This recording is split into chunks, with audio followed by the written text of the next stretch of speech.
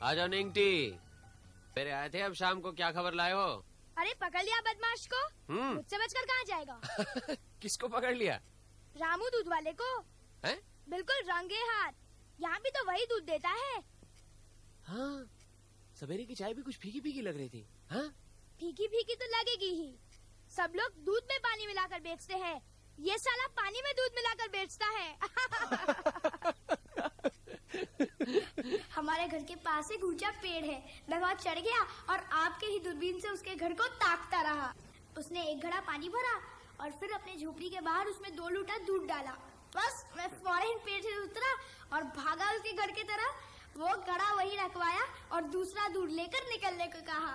शाबाश निंगटी, तुमने तो ब्योमकेश को भी पछाड़ दिया। अरे नहीं, मैं तो इनका शागिर्द हूँ। सब कुछ इन्हीं से तो सीखा है। ओह, लाइए एक सिगरेट दीजिए। हैं? निंगटी, तुम्हारे घर में काफी दिनों से मैं एक खूबसूरत लड़की देख रहा हूँ। कई बार मैंने उसे घर से बाहर निकलते देखा। ओह, है ना, हमारे मौसा जी के दोस्त की लड़की है। ढाका के दंगे में उसके माता पिता गुजर गए। लड़की किसी तरह भागकर कलकत्ता आ गई। मौसा ने उसे अपने घर पर रख लिया। चल भाग ऐसे अब। अरे एक मिनट, सिगरेट तो पी लूं। अगर मौसी ने कहीं देख लिया ना तो मार मार कर चमड़ी उखेड़ देंगी।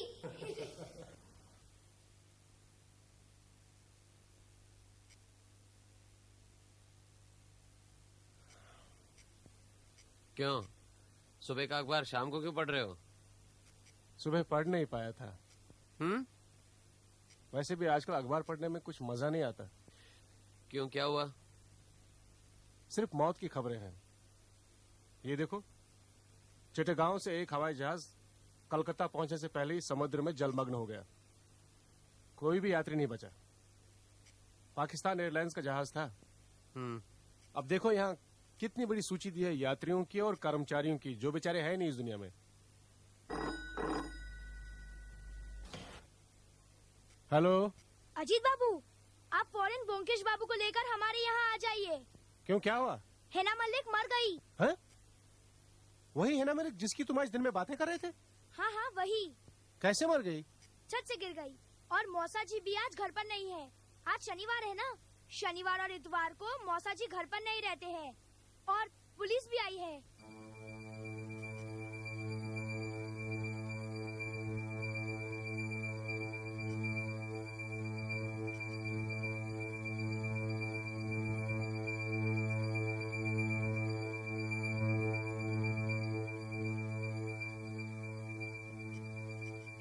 अरे तुम यहाँ? लेकिन तुम यहाँ क्या कर रहे हो? बस अभी अभी आया, निंगटी ने बुलाया था। अच्छा, परिवार के लोगों को जानते हो?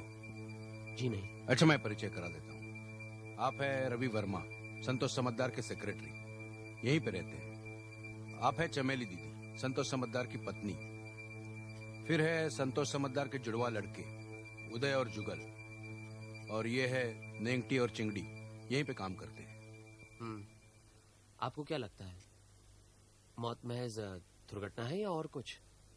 अब तक जो प्रमाण मिले उससे तो दुर्घटना ही लगती है। डॉक्टर का कहना है कि ऊपर से गिरने की वजह से गर्दन की हड्डी टूट गई, मृत्यु उसी कारण हुई है। इन सब के बयान ले लिए? हाँ, सिवाय घर के मालिक संतोष समद्दार के।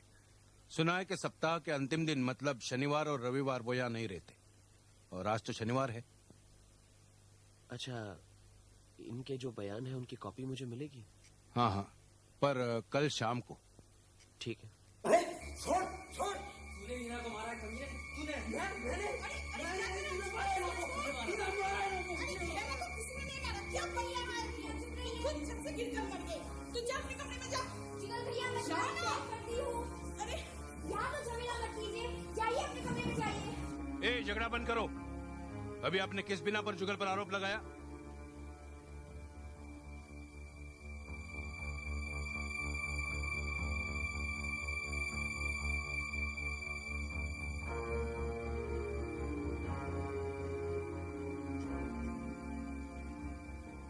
माँ, बाप, बेटी, सबकी अपघाती मृत्यु।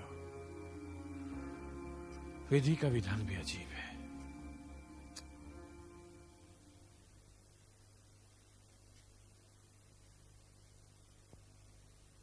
जी, बिन बुलाए मेहमान हैं हम। मेरा नाम ब्योमकेश बख्शी है। ये मेरे साथी अजीत। आप हमें नहीं पहचानते, नेंगटी ने हमें यहाँ बुलाया है। ना पहचानने पर भी आपका नाम मैंने सुना है। अच्छा किया जो ब्योमकेश बाबू को बुला लिया। मुसीबत में दोस्त ही काम आते हैं। नेंगटी आपका दोस्त है शायद? हाँ? जी, दोस्ती कह सकते हैं। अच्छा, आपका काम खत्म हो गया इंस्पेक्टर साहब? हाँ, मतलब अब वो लास्ट को पोस्टमार्टम के लिए भेज देंगे, फिर जाएंगे। ठीक है, जो भी आपकी ड्यूटी है वो कीजिए। मुझे तो इसमें कुछ कहना नहीं है। अच्छा, आपको अगर इतराज न हो तो एक दो सवाल आपसे पूछने हैं। हाँ हाँ, इसमें एतराज कैसा है? आइए उधर बैठते हैं। हाँ, आइए। सरफराज, लास्ट के पास ही रहना। तशरीफ रखिए।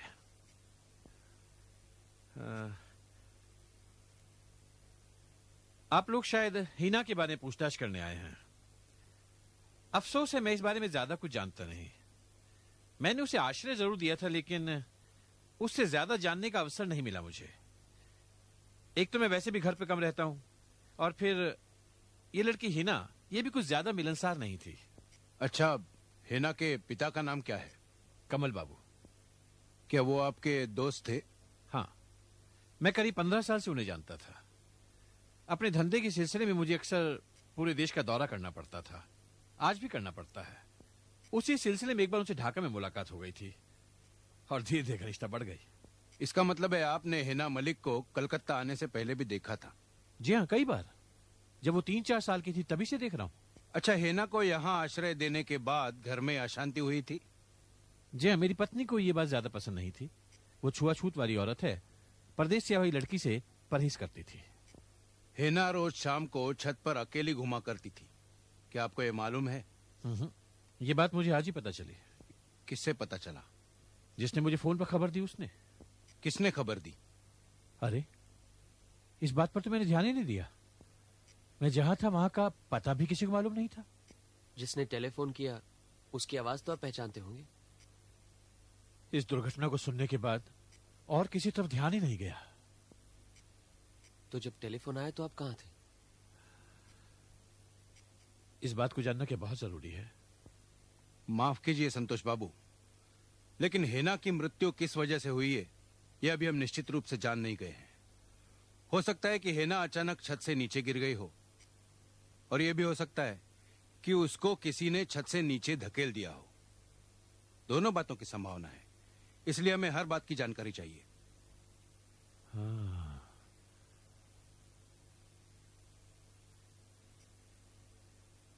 हिना के छत से धकेल दिए जाने की संभावना भी है?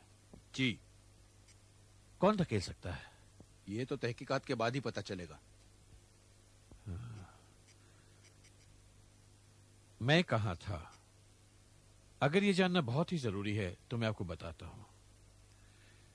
लेकिन यह मामला मेरे जीवन का बहुत ही गुप्त और निजी मामला है। बात इधर उधर ना फैले तो अच्छा है। आप निश्चिंत रहिए, ये बात हम तक ही सीमित रहेगी। धन्यवाद ब्योमकेश बाबू, अच्छा हुआ कि आप भी यहीं पर हैं। मैं इस मामले में आपको अपने परिवार के हितों की रक्षा हेतु नियुक्त करना चाहूंगा। जी, बहुत बहुत धन्यवाद। देखिए, मैं भी कोई दूध का धुला नहीं हूं। मुझ में भी कुछ खामियां हैं, और उनमें से एक बुराई यह है कि मुझे कीर्तन और गाने सुनने का बेहद शौक है। आपने कीर्तन गायिका सुकुमारी का नाम सुना होगा। वो अक्सर महफिलों और सभाओं में कीर्तन गाती है। करीब 10 साल पहले मुझे एक महफिल में उसका गाना सुनने का मौका मिला, और मैं मुग्ध हो गया। मेरी घरेलू जिंदगी बहुत सुखमय नहीं थी, इसलिए शायद मैं उसकी ओर आकर्षित भी हो गया। काफी दिन तक यूं छुप कर आना जाना रहा, लेकिन मुझे उसके साथ एकांत नहीं मिला। उसके घर में अक्सर भीड़भाड़ लगी रहती थी, इसीलिए एक दिन नमस्ते जी। नमस्ते। नमस्ते।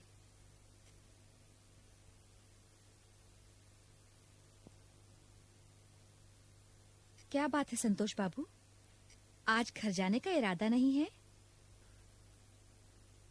सोच रहा हूं लोगों की नजरें बचाकर कब तक तुमसे यूं ही छुप छुप के मिलता रहूंगा। तुम जानती हो मैं राजनीति में उलझा हुआ हूं। क्रांतिकारियों को पैसा भी दिया है, आजादी की लड़ाई में जेल भी गया हूं, पुलिस की लाठियां भी खाई हैं। इन्हीं सब कारणों से जितने मेरे मित्र हैं उतने ही शत्रु भी हैं।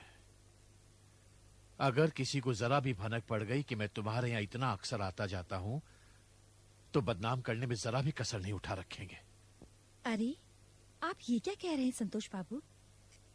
क्या मैं आपके पद, सम्मान और इज्जत इन सब के बीच में आती हूँ? ये बात नहीं है। मैंने एक कमरा किराए पर लिया है किसी और के नाम से। तुम अगर वहीं आके रहने लगो तो मैं निश्चिंत होकर तुम्हारे साथ एकांत में रह सकता हूं। ये संभव नहीं है। गाना मेरा पेशा है। मैं अपने चाहने वालों को धोखा नहीं दे सकती। इतनी कठोर मत बनो सुकुमारी, मैं बड़ी उम्मीद लेकर आया हूं।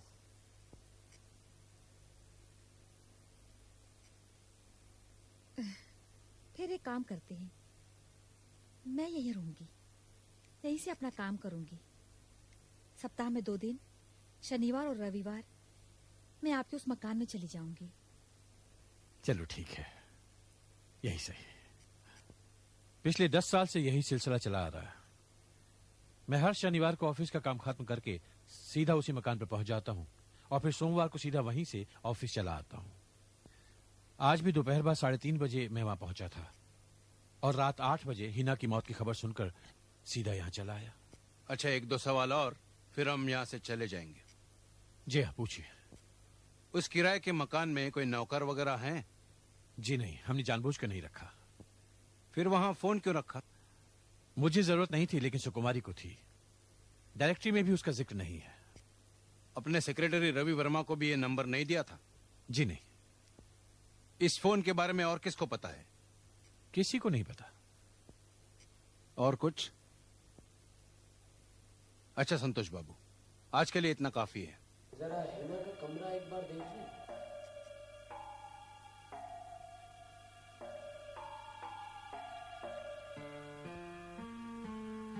जब आप यहाँ आए तो क्या दरवाजा खुला हुआ था? नहीं, दरवाजे पर ताला लगा हुआ था और लाश के हाथ में एक हैंडबैग मिला और एक चाबियों का रिंग मिला। ये है। इसका मतलब है वो कमरे में ताला लगाकर ऊपर छत पर गई थी। हिना हमेशा अपने कमरे का ताला लगाकर ही बाहर जाती थी। क्या ये शुरू से ऐसा करती थी या किसी घटना के बाद? जी नहीं, शुरू से ही। इसमें तो 5 चाबियां हैं, तो बाकी 4? उन 4 में से 2 तो सूटकेस की है और बाकी 2 का पता नहीं।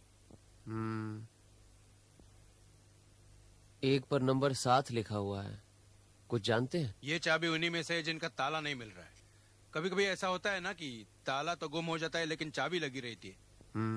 आप कुछ जानते हैं इसके बारे में? जी नहीं, मैं कुछ नहीं जानता। मैं इस कमरे में पहली बार आया हूँ।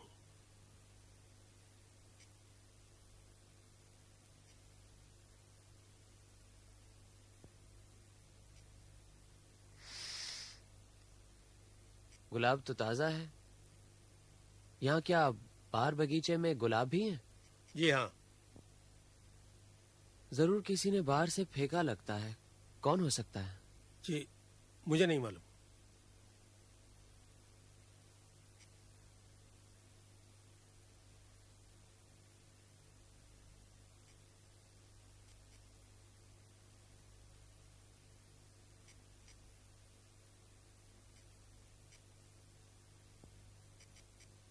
ये देखो तो, किसकी तस्वीर है?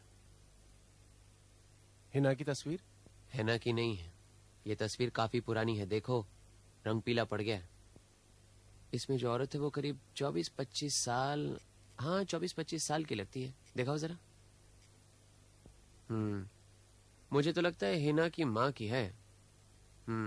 पता लगता है हिना ने अपनी सुंदरता कहाँ से पाई। इंस्पेक्टर। हाँ जी। इस तस्वीर को अपने पास ही रखिएगा। जी।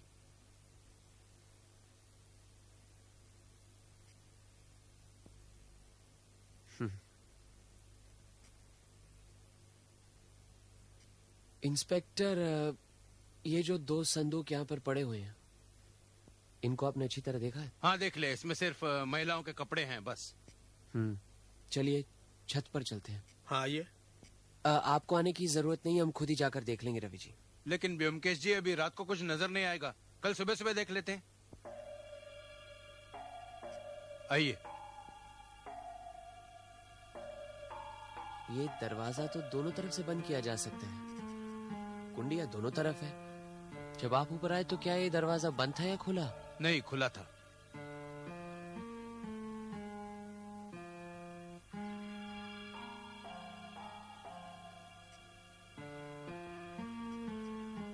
हिना कहाँ से गिरी? उधर से, क्योंकि वही एक हिस्सा है जहां पर बांस का घेरा बंधा हुआ नहीं है।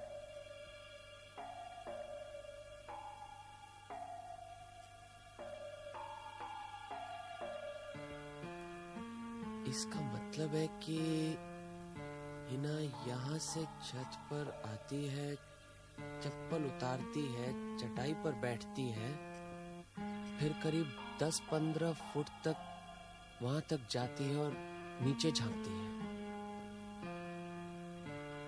ये जो इस तरफ की ये जो सारी मुंडेर है ना, इसकी ऊंचाई लगभग 4 फीट तो होगी। है ना? की ऊंचाई क्या थी? करीब करीब 5 फुट 3 इंच। फिर भी गिरना असंभव नहीं है।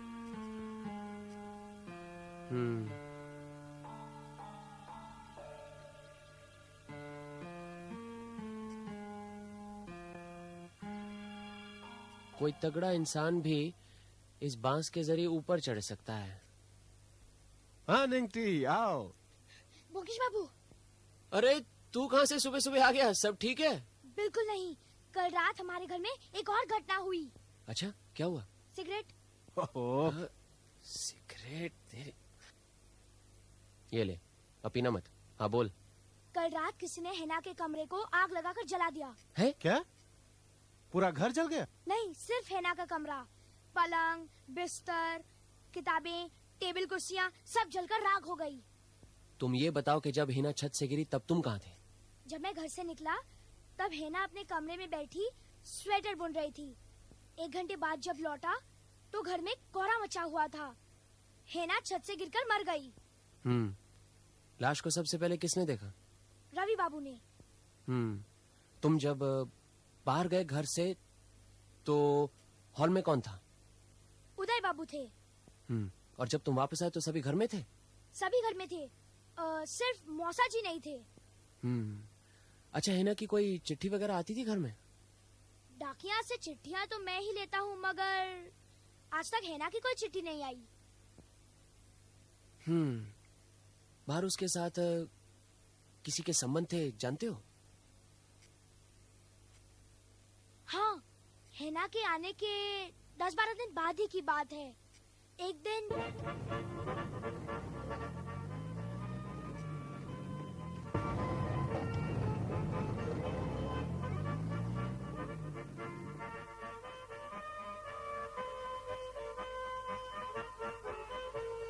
मैंने सोचा यूं ही कोई आ जा रहा है, लेकिन 10-15 दिन बाद वही माउथ ऑर्गन की आवाज फिर से सुनाई दी। मैं सतर्क हो गया और दौड़कर नीचे जाकर देखा कि बात क्या है।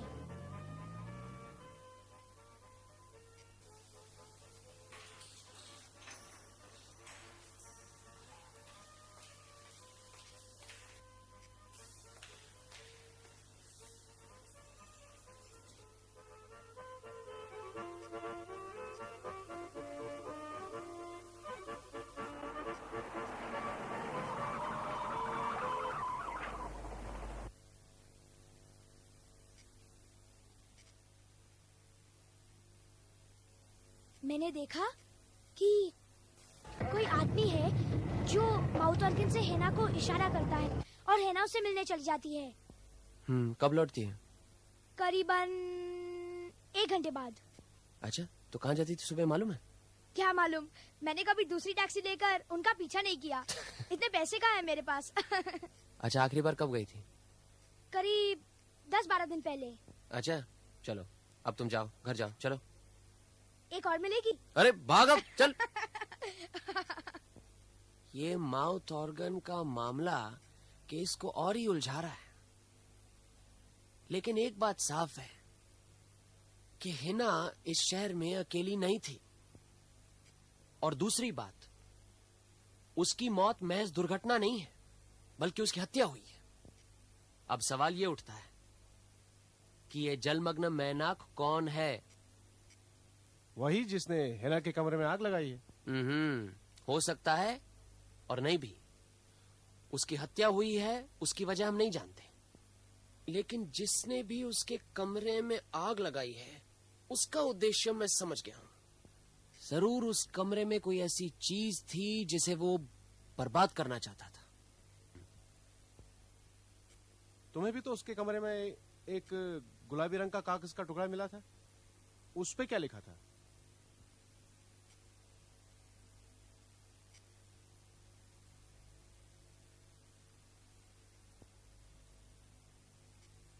देखो, ये कविता सही है कि नहीं? तीर की तरह चुभ गई है मन में तुम्हारी मद भरी हंसी की एक झलक, बिन कारण दे सकती है सजा तुम्हारे रसीले होठों की ललक। कैसी है? ठीक ही है, पुराने किस्म की कविता लगती है। लेखक कौन है? अरे उस घर में एक ही तो कवि है, जुगल। आइए इंस्पेक्टर। हेलो अजीत। ओह, अच्छा हुआ तुम घर पर ही हो। ये सबों के बयानातों की कॉपी है, पर तुम्हारे किसी काम की नहीं है। आपको आग की खबर मिली? हाँ, लेकिन वो भी एक दुर्घटना है। किसी ने जानबूझकर आग लगाई हो इसका कोई प्रमाण नहीं। इसका मतलब संतोष बाबू ने जो मुझे काम सौंपा है उसकी तो छुट्टी है। उनके परिवार के हितों की रक्षा की जरूरत ही नहीं। हाँ, उनसे कह देना कि पुलिस को उनके परिवार पर कोई शक नहीं। वैसे आग लगने की खबर मिलने पर मैं संतोष समझदार के घर गया था। मैंने उन्हें वो तस्वीर भी दिखाई। उन्होंने कहा कि ये तस्वीर हिना की माँ की ही है। अच्छा। पोस्टमार्टम की जो रिपोर्ट है वो क्या कहती है? रीढ़ की हड्डी टूटकर भीतर धंस गई थी और अचानक मौत की यही वजह थी। मौत 5:30 से 6 बजे के बीच हुई है। अच्छा, मैं चलता हूँ, ये रिपोर्ट देने ही आया था। अच्छा, आइए।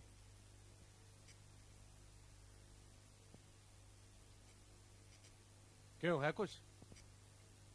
अजीत, हाँ? एक काम करो, इसे तुम ही पढ़ो। देखो कोई खास बात है ही नहीं। मैं जरा होकर आता हूँ। आइए आइए, क्या खबर है? बस। आज आपके साथी नहीं आए? नहीं, उसे आपके यहाँ भेजा है किसी काम से। अच्छा अच्छा। आपने शायद सुना होगा कि पुलिस को तो पूरा यकीन है कि हिना की मौत सिर्फ एक दुर्घटना ही थी। चलो अच्छा हुआ, इस बात से मन बहुत परेशान था। आइए।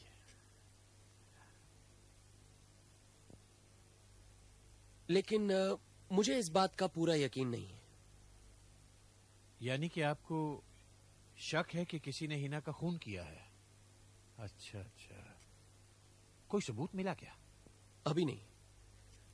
पहली बात तो यह है कि हिना के कमरे में आग लगना स्वाभाविक नहीं है। उसके कमरे में आग लगना स्वाभाविक नहीं है, ये सही है। और दूसरी बात यह है कि इस शहर में हिना किसी से परिचित थी जिससे वो अक्सर मिलने जाया करती थी। हाँ, जहां तक मुझे मालूम है इस शहर में उसका कोई परिचित नहीं था। इस शहर में ना सही, लेकिन दूसरे शहर का कोई हो सकता है जो कि शायद 10 या 15 दिन, हर 10 या 15 दिन यहाँ पे शहर में आता होगा और हिना उसे मिलती होगी। ये हो सकता है। तो अब आप क्या करना चाहते हैं? अगर आपकी इजाजत हो तो आपके परिवार से बातचीत करना चाहता हूँ।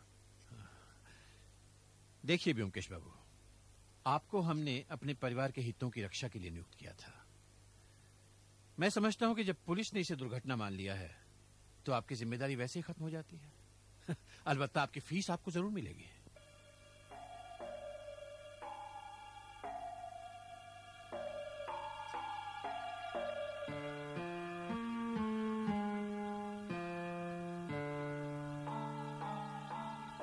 क्या सोच रहे हो बमकेश बाबू? सोच नहीं रहा, देख रहा हूँ। क्या? ये देख रहा हूँ कि ये मजदूर कितनी आसानी से मचान के सहारे ऊपर छत तक पहुंच जाते हैं। और वो देखो, यहाँ से अंदर आने और जाने का रास्ता।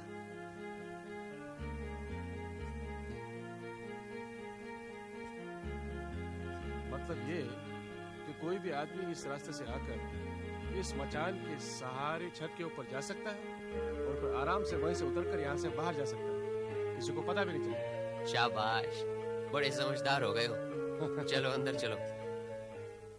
क्या है ये? कुछ नहीं है ना, पढ़ने देना। आइए। तुम क्या कविता भी लिखते हो? कभी कभी यूं ही लिख लिया करता हूँ। अच्छा, ये तुमने लिखी थी? जी। इसका मतलब है कि तुम हैना से प्यार करती थी? प्यार? क्या पता, पर जब तक हिना जिंदा थी एक अजीब सा नशा चढ़ा रहता था। पर अब वो नशा धीरे धीरे उतर गया।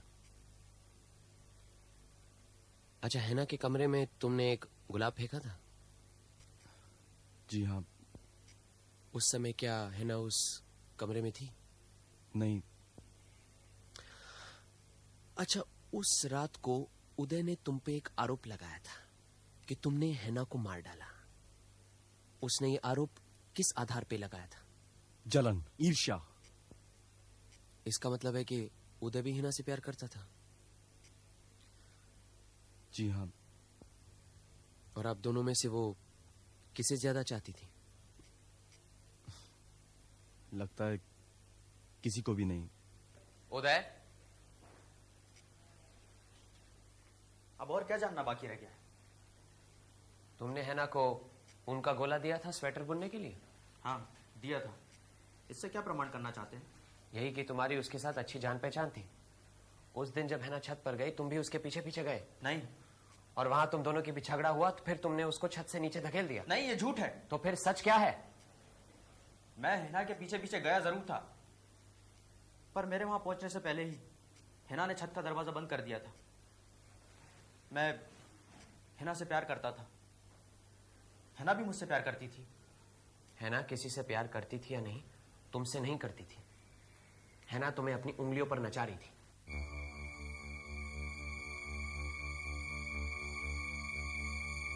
नमस्कार। नमस्कार। संतोष बाबू ने हमें खबर दी थी आप आने वाले हैं। घर ढूंढने में कोई तकलीफ तो नहीं हुई? जी नहीं। आइए। चलो।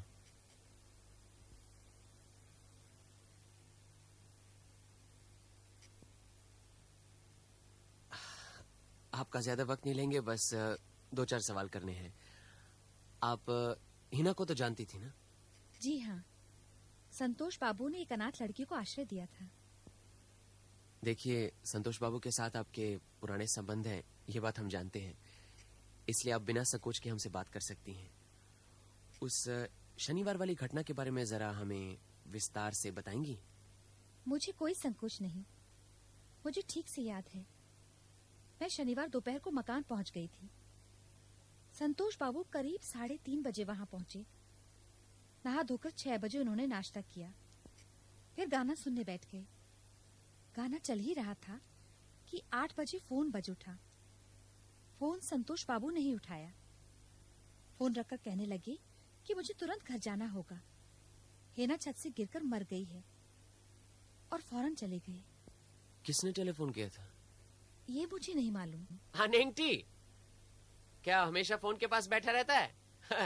अच्छा, एक बात बता, वो माउथ ऑर्गन बजाने वाला वापस टैक्सी में फिर आया कि नहीं? अच्छा, हाँ बस ठीक है। कह रहा है कि हिना की मौत के बाद वो वापस आया ही नहीं। क्या वजह हो सकती है? भाई, कई वजह हो सकती है। या तो उसे हिना की मौत की खबर मिल गई होगी, या तो बीमार पड़ गया होगा। अजी, हाँ? जिस दिन हिना की मौत हुई वो दिन तुम्हें याद है? अरे याद क्यों नहीं होगा, परसों की तो बात है। तुम्हें याद है उस दिन तुम अखबार पढ़ रहे थे शाम को? उसमें लिखा था कि वो जो विमान है कलकत्ते की उड़ान पर था और कलकत्ता पहुंचने से पहले ही वो समुद्र में गिर गया था। वो पेपर कहाँ है? यहीं कहीं होगा। हाँ, देखो देखो, पेपर लाओ।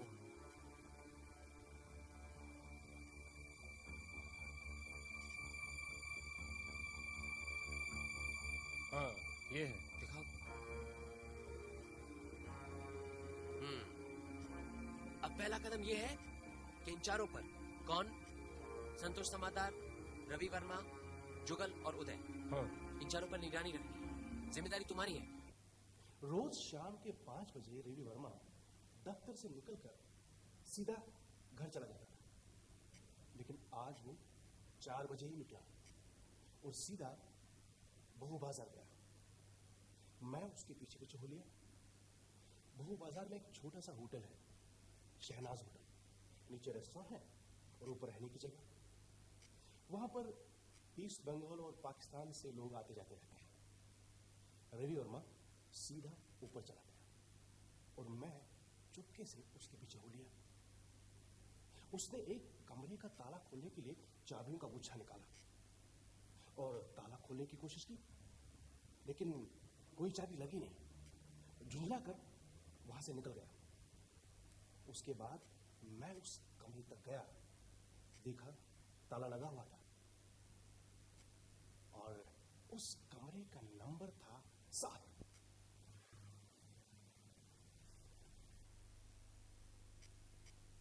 हेलो, हाँ इंस्पेक्टर रे, हाँ ब्योमकेश बोल रहा हूँ।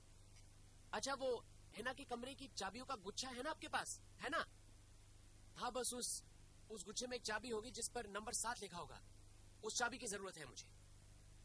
आप ऐसा कीजिए, मुझे शहनाज होटल पर हाँ 7 बजे मिलिए।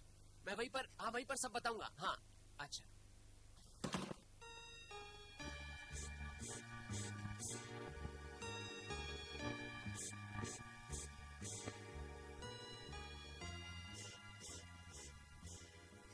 क्या हाल है कमरे नंबर 7 का?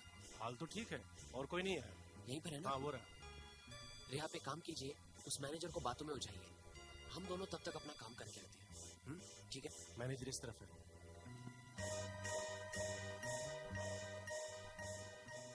साथ इसी लगा कर देंगे।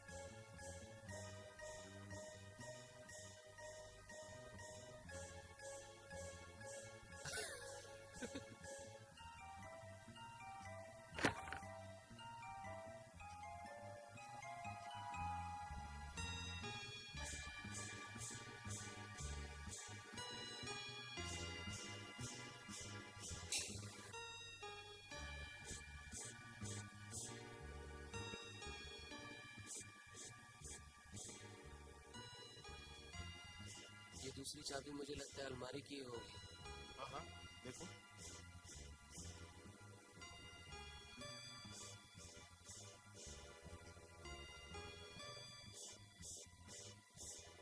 एक किताब है, ये देखो।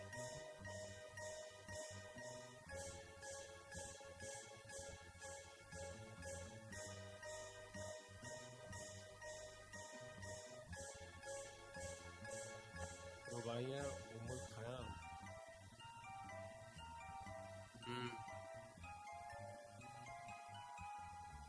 तो ये तवा मीना माताहरी के लिए रखो इसे। ये देखो।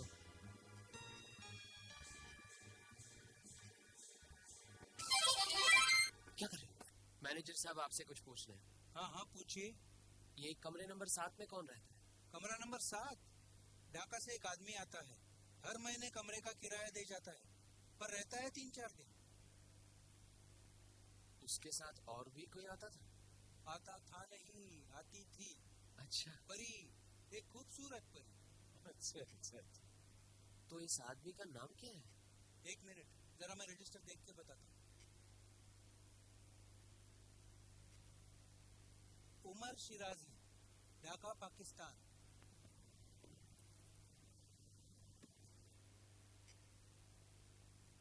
ये उमर खयाम तो समझ में आया, लेकिन ये उमर शिराजी कौन है? सब समझ में आ जाएगा। उस दिन वाला अखबार का है। कहाँ है? वहाँ है ना, दो।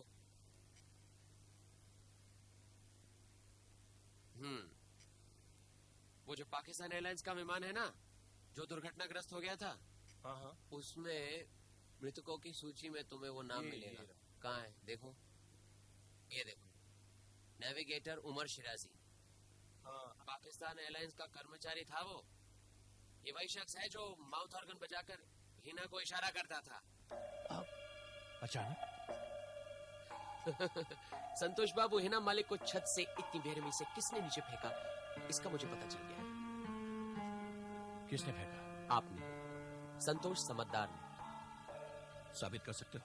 अभी नहीं, लेकिन खून करने का आपका क्या मकसद था, यह साबित कर सकता हूं। ये बात है। मैं आप पर मानहानि का मुकदमा दायर करके आपको जेल भिजवा सकता हूं, ये मालूम है आपको? मेरे खिलाफ मुकदमा दायर करने का आप में साहस नहीं है। आपने अपने परिवार के हितों की रक्षा करने के लिए मुझे नियुक्त किया था, सो मैंने किया। अब न जाने किस वजह से पुलिस ने छानबीन बंद कर दी है, इसे मुझे कुछ लेना देना नहीं है। सत्य को जानना सबका कर्तव्य है, सो मैंने कर्तव्य का पालन किया है। किस सच की बात कर रहे हैं आप? कौन सा सच जान लिया आपने? आपको हिना के कमरे में जिस चीज की तलाश थी वो आपको मिली नहीं, और न मिलने पर आपने हिना के कमरे को आग लगा दी। वो चीज मुझे मिली है, उमर खयाम की रुबाइयां और बहुत सारे खत और दस्तावेज। क्या चाहिए आपको? रुपया? मुझे खरीदने की रकम आपके पास नहीं है। आपने विश्वासघात किया है, इसकी सजा आपको मिलनी चाहिए। हिना के मां मीना के साथ आपका प्रेम था। इस देश के विभाजन के समय आप अक्सर ढाका जाया करते थे, वहीं उसे मिलते थे। आप तो उसके प्रेम में इतने लट्टू हो गए थे कि आपने तो धर्म बदलकर उससे शादी भी कर ली थी, और फिर आपने कलकत्ते की आधी जायदाद उसके नाम कर दी। शादी और जायदाद के कागजात उसने बड़ी हिफाजत के साथ अपने पास रख लिए कि कहीं आप उसे धोखा ना दे दें। फिर अचानक उसकी मौत हो गई। कागजात उसने अपनी बेटी हिना को सौंप दी। हिना का एक प्रेमी था, उमर शिराजी। दोनों ने आपको ब्लैकमेल करने का षड्यंत्र रचा। वो तो यहां आकर आपके सर पर बैठ गई और आपको ब्लैकमेल करने लगी। क्यों? और कुछ जानना चाहते हैं आप? व्योमकेश, वो सारे कागजात मुझे दे दो, मैं तुम्हें मुंह मांगी रकम दूंगा। कल से आपका असली चेहरा इन खतों के साथ धारावाहिक रूप में समाचार पत्रिकाओं में छापा जाएगा। चलता हूं।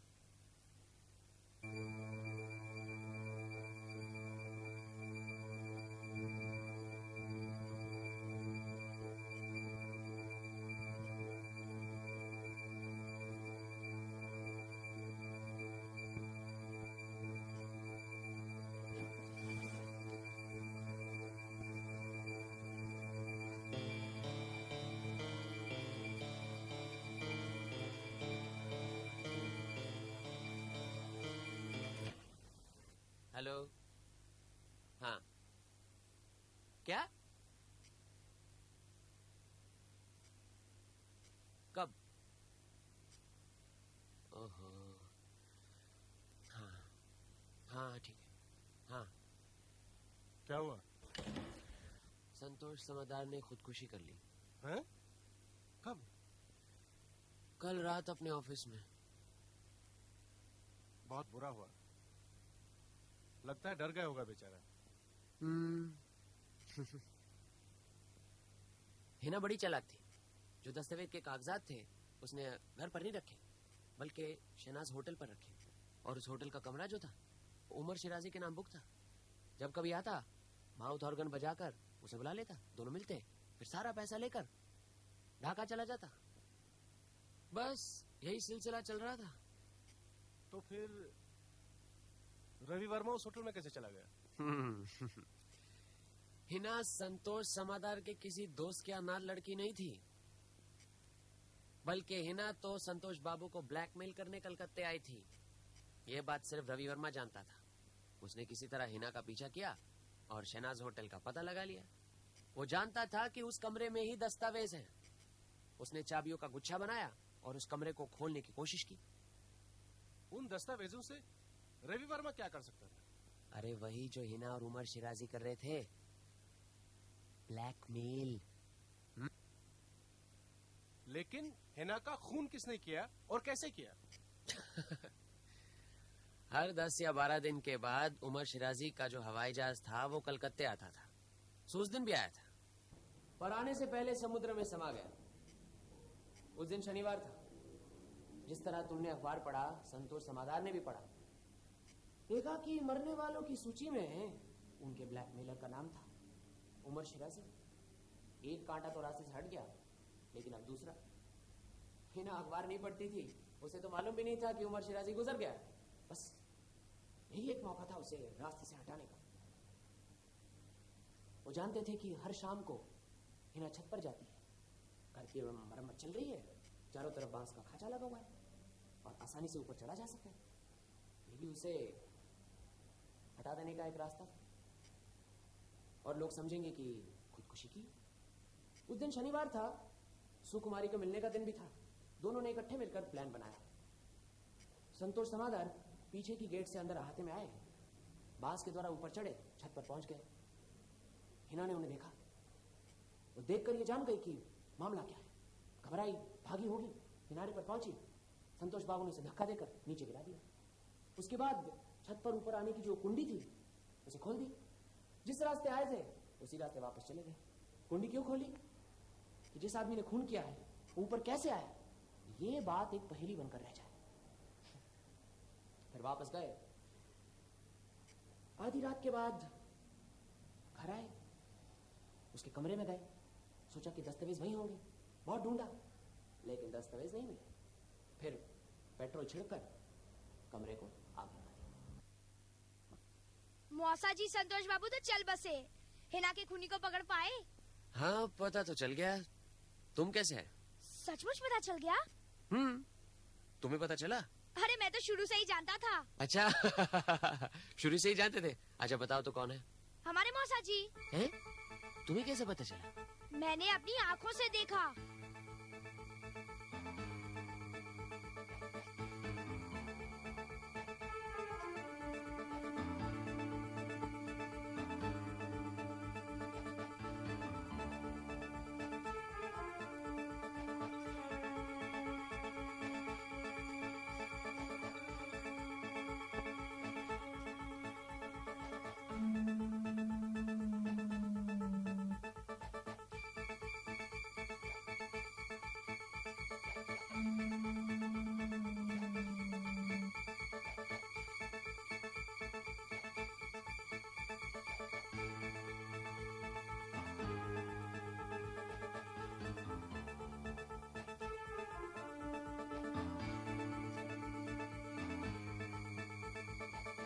तुम जानते थे तो फिर बताया क्यों नहीं?